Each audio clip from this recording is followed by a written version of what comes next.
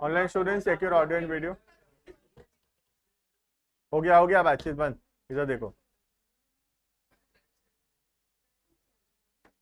लेकिन हम लोग पढ़ रहे थे सोशल रेस्पॉन्सिबिलिटीज। फॉर एग्जाम्पल इसमें कहाँ तक आ रहा है विकास? 6 तक आ रहा है। 4 पीछे है, मतलब किसी में तो पीछे है बोले। ठीक है, हम लोग पढ़ रहे थे सोशल रेस्पॉन्सिबिलिटी, जिसके अंदर हम पढ़े थे मीनिंग ऑफ सोशल रेस्पॉन्सिबिलिटी, और उसके बाद हम पढ़े थे the cases for social responsibilities, right. उसके बाद ये रियलिटी ऑफ सोशल रेस्पॉन्सिबिलिटी हम पढ़ेंगे, इजी है बहुत। सबसे पहले ये वाला पढ़ेंगे, सोशल रेस्पॉन्सिबिलिटी का meaning for different type of people. अलग अलग लोगों के लिए सोशल रेस्पॉन्सिबिलिटी का मीनिंग जो है वो अलग अलग है, राइट। देखना,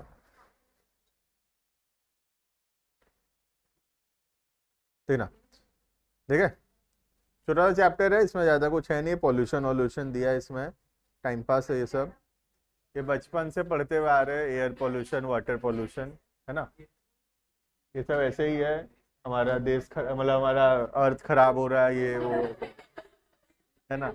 तो ये कब से पढ़ रहे हो? ये कब से नहीं, मतलब आई, हाँ मतलब 4-5 क्लास से पोल्यूशन पढ़ रहे होगे आई थिंक, है ना। ये हटा देना चाहिए सिलेबस से। और मेरा मानना है कि वो सीबीएसई का जो सिलेबस लिखा हुआ है उसके अकॉर्डिंगली ये डिलीटेड है, बट जिसके जिसके स्कूल में पढ़ा दिए बोल रहे थे तो मैं पढ़ा दूंगा, है ना। नहीं नहीं, पढ़ेंगे ना, स्कूल में है तो। केवी में पढ़ाए हैं, विकास में तो नहीं पढ़ाए। कौन से?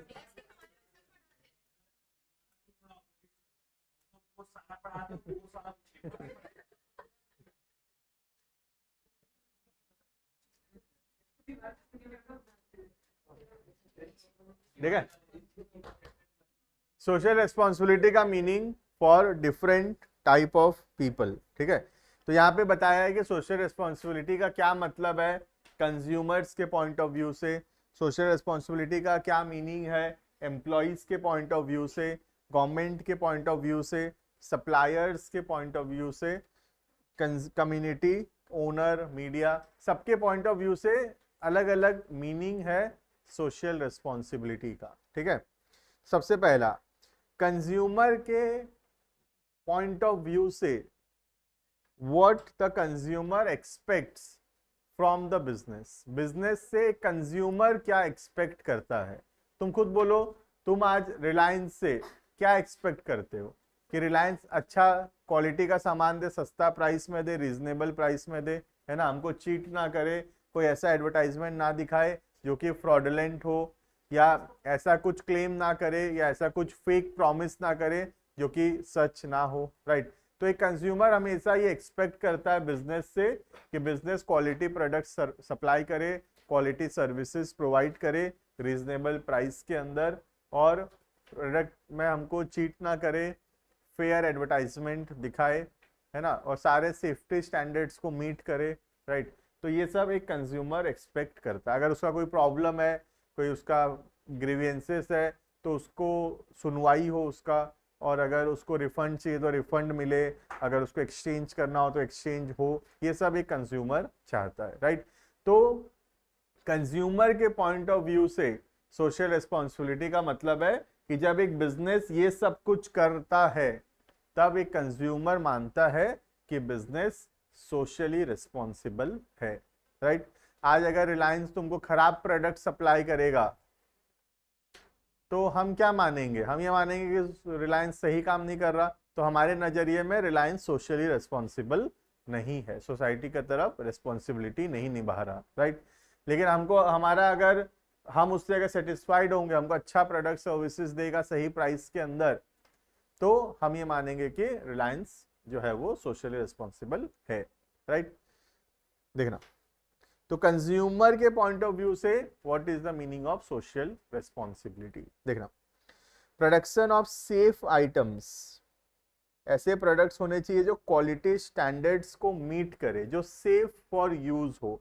जनरली जैसे कि इलेक्ट्रॉनिक सामान है तो हमेशा कंज्यूमर चाहता है कि प्रोडक्ट सेफ फॉर यूज होना चाहिए। अगर प्रोडक्ट सेफ्टी स्टैंडर्ड्स को मीट नहीं कर रहा, प्रोडक्ट सेफ ही नहीं है यूज करने के लिए, तो ऐसा प्रोडक्ट कोई भी कंज्यूमर बाय नहीं करना चाहेगा, राइट। तो एक कंज्यूमर चाहता है कि बिजनेस ऐसे प्रोडक्ट सप्लाई करे जो कि सेफ फॉर यूज हो, राइट। सेकेंड, तो ensure regular supply of goods, हमेशा चाहते हैं कि प्रोडक्ट्स जो है वो रेगुलरली मिले, राइट। रेगुलरली मिले मतलब ऐसा ना हो कि एक बार मिल गया फिर हम 6 महीना तक उस दुकान में जाते हैं मांगने के लिए लेकिन प्रोडक्ट आ ही नहीं रहा। हम हमेशा चाहते हैं कि जो प्रोडक्ट हम बाय कर रहे हैं वो रेगुलरली अवेलेबल हो, मतलब उसका स्टेडी सप्लाई हो और वो हमेशा अवेलेबल रहे। क्लियर है।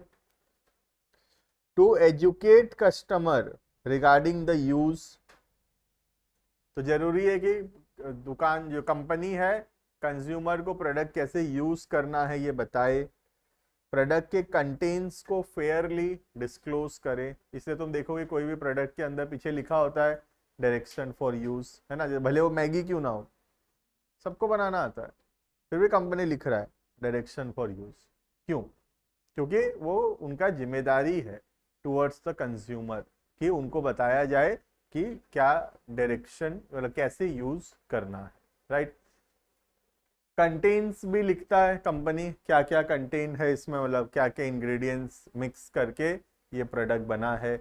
उसका न्यूट्रिशनल वैल्यू भी लिखता है कि कौन कौन सा, मतलब उसमें प्रोटीन कितना है, कार्बोहाइड्रेट्स कितना है, शुगर कितना है, ये सब डिटेल भी जनरली लिखा हुआ होता है if it is a food item, right.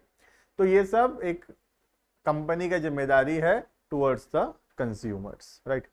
Next, being truthful in advertising, advertiser में ट्रूथफुल हो, फेक क्लेम्स ना करे इन एडवर्टाइजमेंट्स, ऐसा कुछ ना दिखाए जो कि एडवर्टाइजमेंट के अंदर जो कि रियलिटी में ट्रू ना हो, right. Next, to follow trade fair trade practices, cheat ना करे किसी भी कंज्यूमर को by charging high prices, right. To handle consumer complaints and grievances quickly, अगर किसी भी कंज्यूमर को कोई असुविधा हो रहा है, कोई प्रॉब्लम हो रहा है, वो कुछ क्लेम किया है या कोई कंप्लेन डाला है, तो उसका सुनवाई जल्दी होना चाहिए। Next, to design products keeping in mind the needs and requirements of the customer, तो हमको ऐसे प्रोडक्ट डिजाइन करना चाहिए जो कि कंज्यूमर के नीड्स को पूरा करे। क्लियर है। तो this is the responsibility of a business towards the consumers, consumer के तरफ क्या रेस्पॉन्सिबिलिटी है। अगर ये सब कुछ एक बिजनेस पूरा करता है टुवर्ड्स द कंज्यूमर, तो ये माना जाएगा कि बिजनेस जो है वो सोशली रेस्पॉन्सिबल है टुवर्ड्स द कंज्यूमर। क्लियर है ये। अब जैसे तुम देखोगे एग्जाम्पल के तौर पे कोई प्रोडक्ट में अगर कोई वार्निंग सिग्नल है तो वो भी उसमें लिखा हुआ होता है। जैसे तुम देखोगे तो लिखा हुआ होता है कि 3 इयर्स के बच्चों से दूर रखो, तो ये क्या है, ये वार्निंग सिग्नल है, राइट। या फिर जैसे कोई अगर इंजीरियस टू हेल्थ है, जैसे एग्जांपल एक पैकेट ऑफ सिगरेट के अंदर लिखा हुआ रहता है कि इट कॉजेस कैंसर, राइट। जो बना रहा होगा उसका मन होगा लिखने का, तुम खुद सोचो, मैं सिगरेट बनाता हूँ, मेरा मन होगा लिखने का इट कॉजेस कैंसर, मैं बोलूँगा देख पिएगा तो मरेगा, मन होगा मेरा लिखने का? नहीं होगा।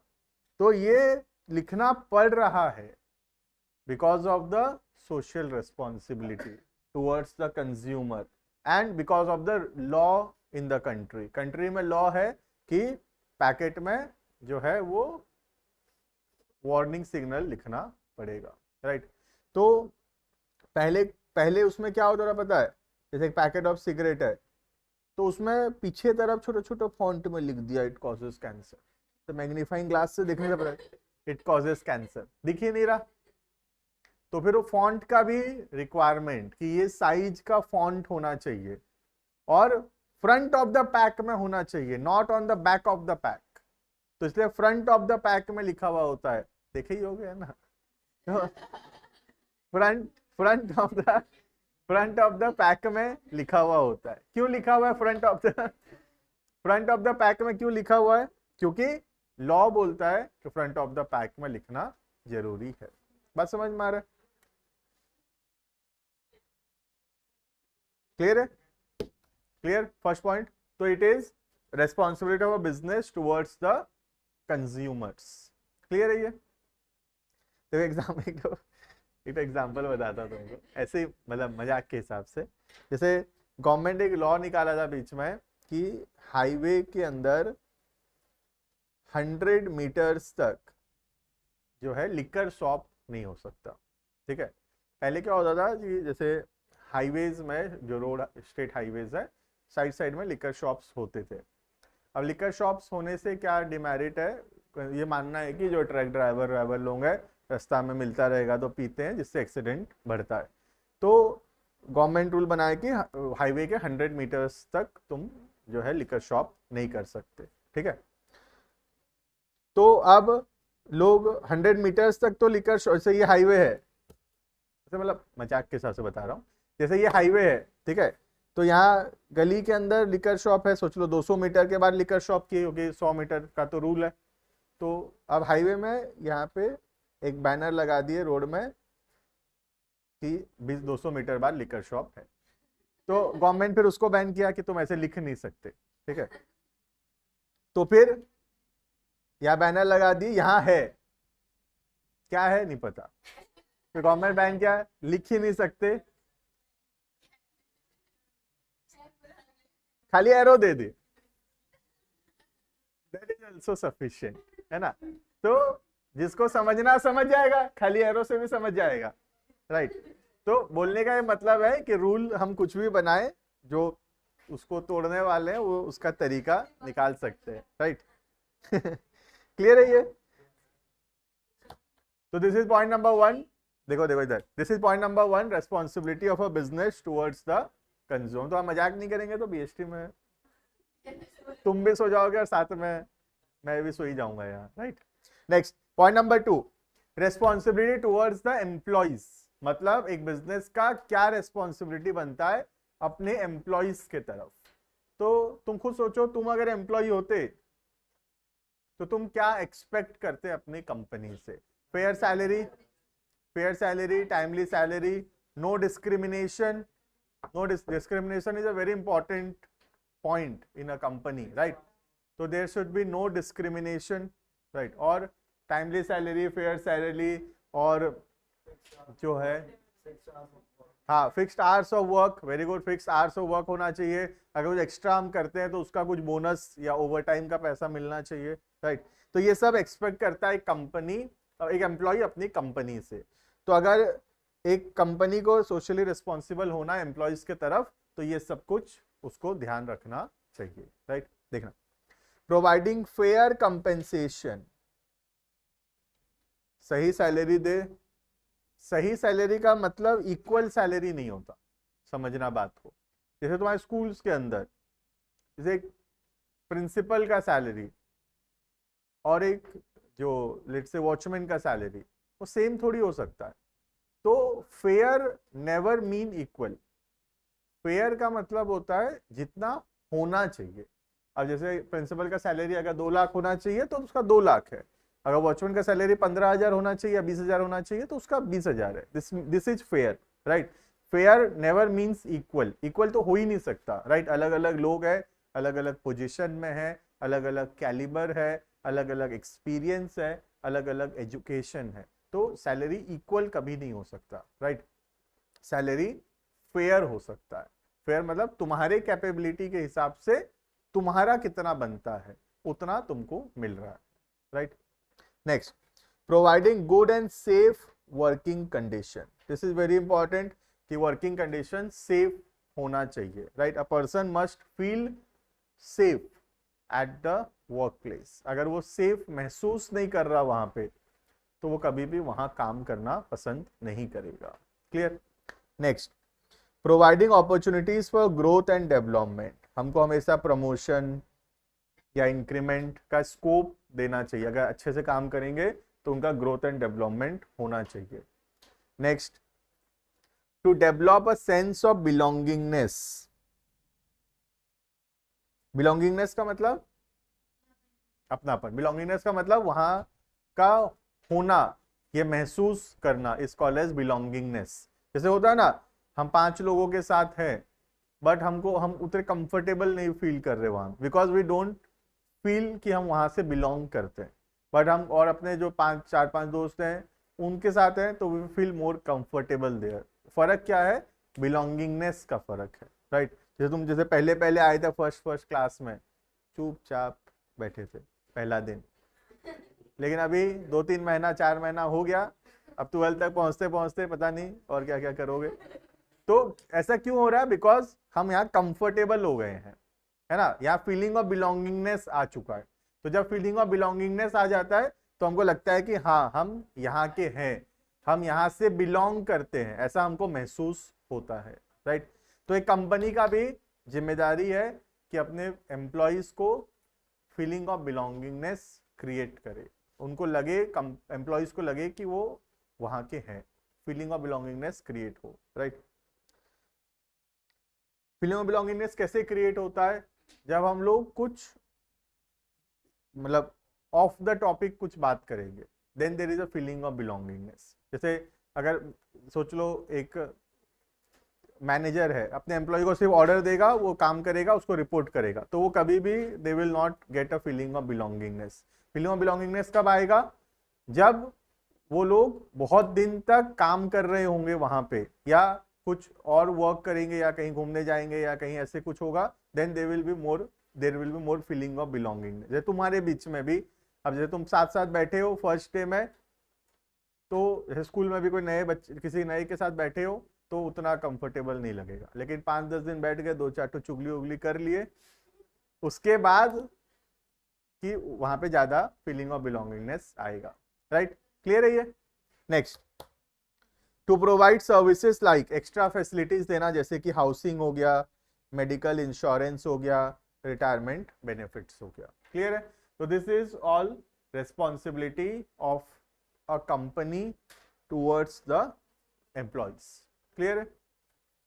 नेक्स्ट, बातचीत मत करो। Next, responsibility towards the owner या शेयर होल्डर। मालिक के तरफ क्या रेस्पॉन्सिबिलिटी है? मालिक के तरफ यही रेस्पॉन्सिबिलिटी है कि मालिक का पैसा को ठीक से यूज करे, मालिक को सही रेट ऑफ रिटर्न जनरेट करके दे, अच्छा प्रॉफिट जनरेट करके दे, राइट।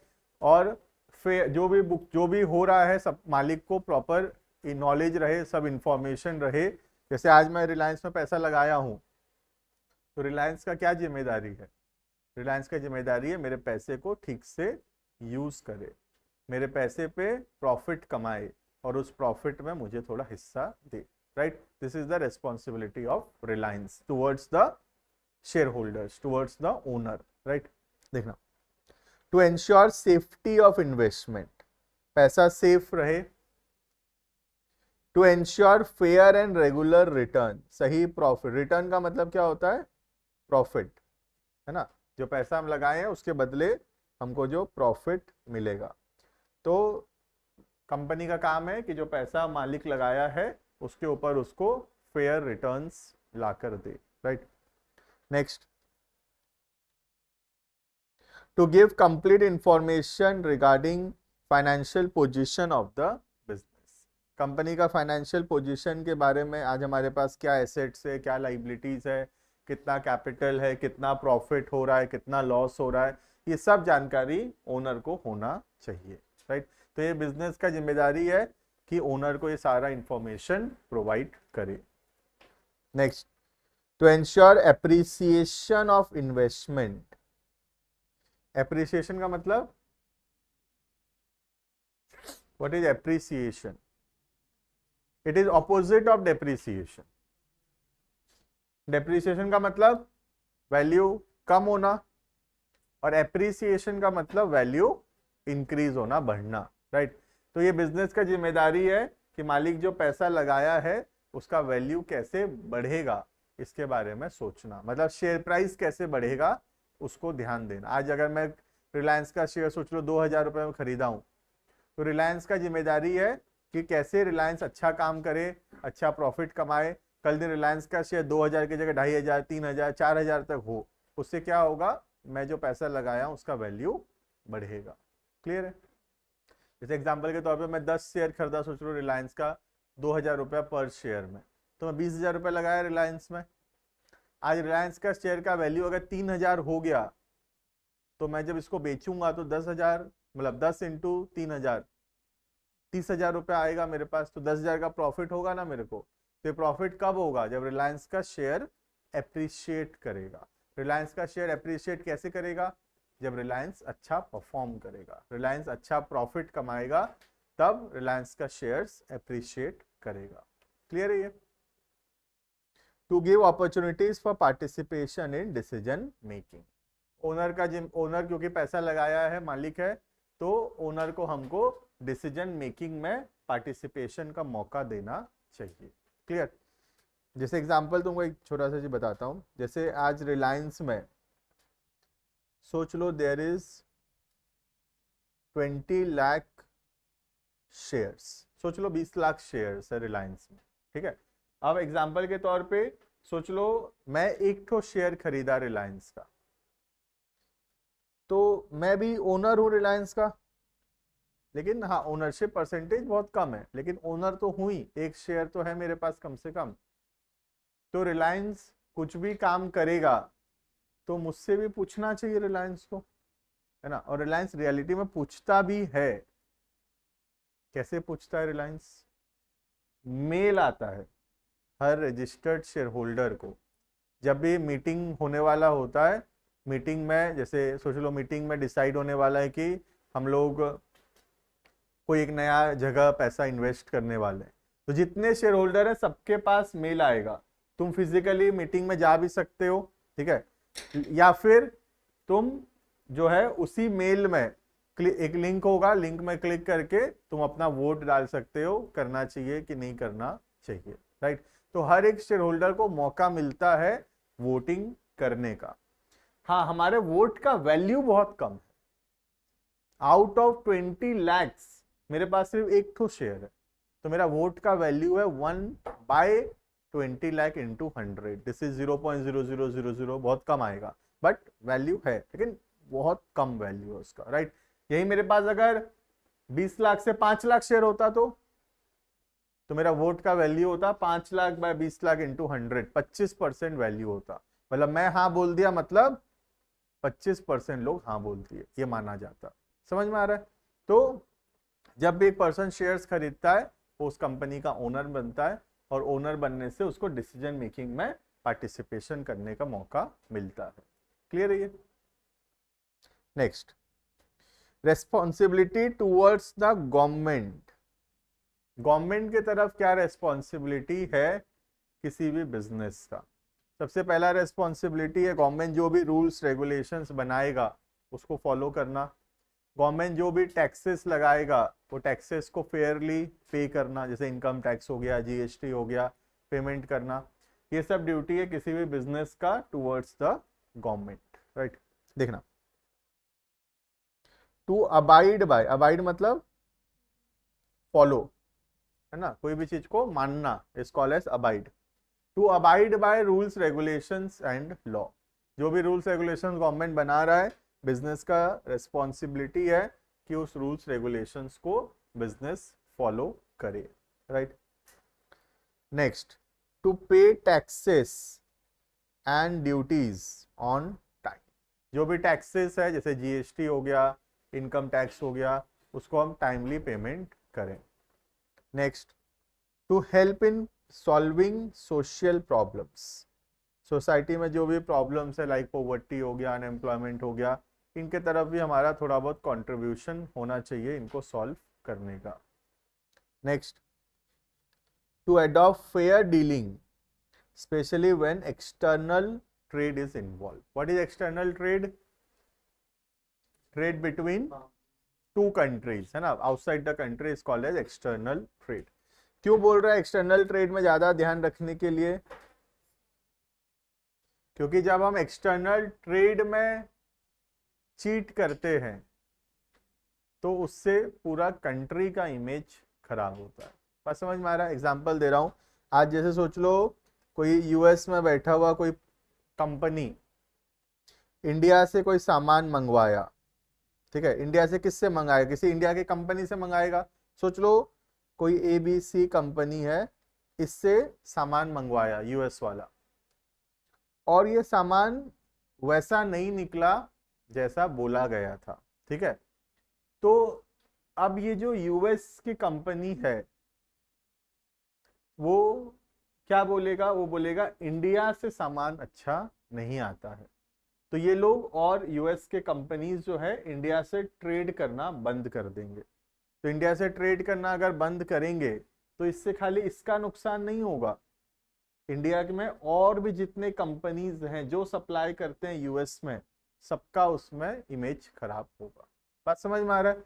तो जब एक्सटर्नल ट्रेड इन्वॉल्व है तब ज्यादा ध्यान रखने का जरूरत है, बिकॉज एक्सटर्नल ट्रेड के अंदर कंट्री का इमेज खराब होता है, और कंट्री का इमेज खराब होने से कंट्री के जितने भी कंपनीज हैं सबका नुकसान होगा उसमें।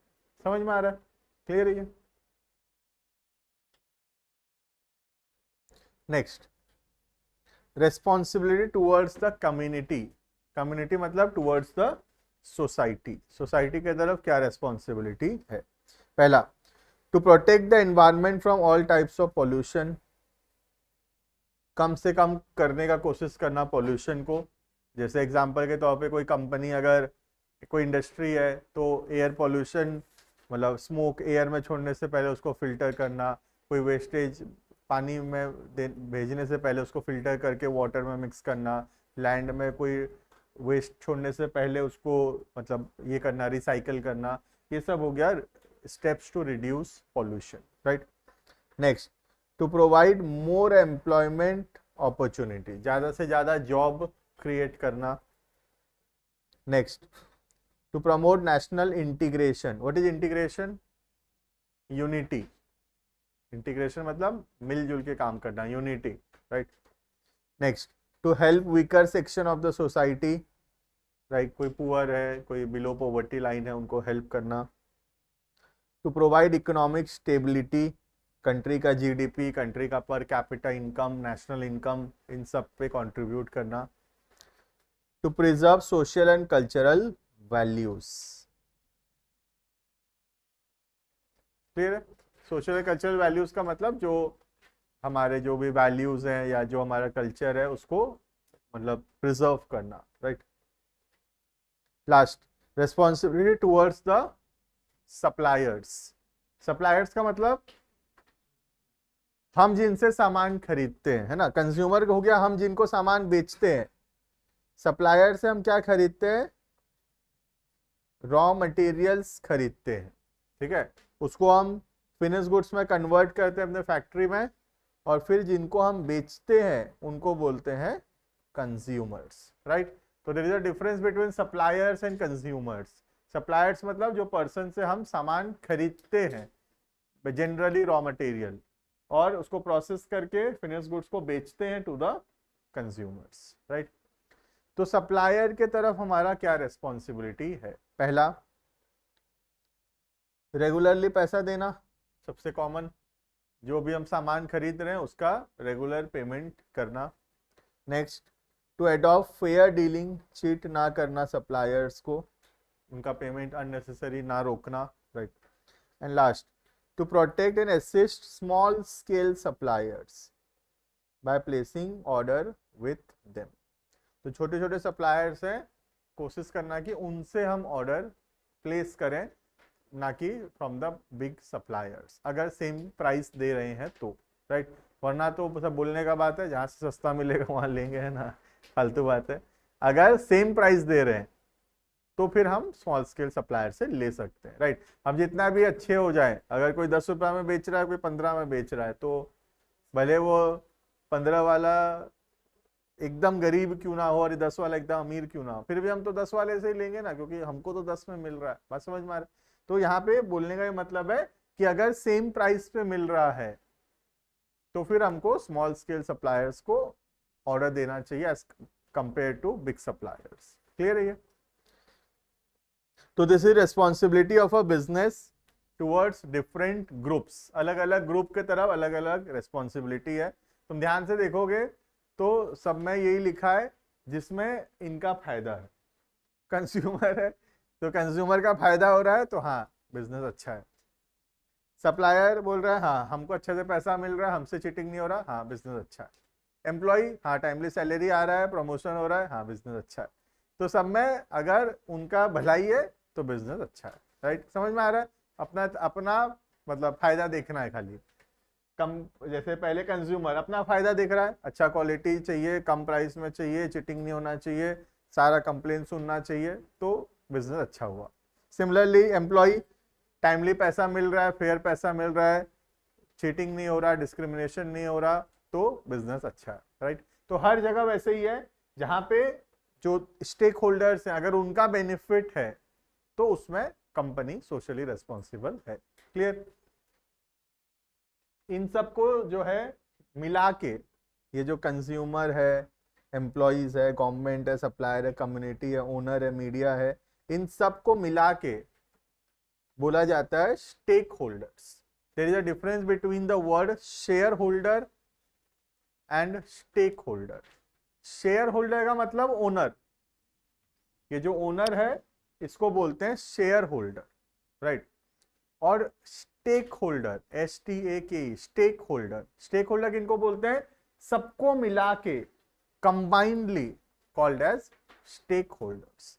तो पहले वो कॉन्सेप्ट था कि company must take care of the share holder, but today company must take care of the stake holders. समझ में आ रहा है? खाली शेयर होल्डर की तरफ ध्यान देने से नहीं होगा, हमको स्टेक होल्डर्स की तरफ ध्यान देना पड़ेगा। Stakeholders means everyone who is directly or indirectly involved in the business, right? Consumer, employee, government, supplier, community, owner, सबको मिला के we called it as a stakeholder. Clear है ये? So this is all about social responsibility meaning in different groups, right? इतना पढ़ेंगे हम लोग। ये वाला यू कैन रीड, हम सब पढ़ लिया आराम से पढ़ हो जाएगा। ये पॉल्यूशन वॉल्यूशन पढ़ेंगे नेक्स्ट क्लास में।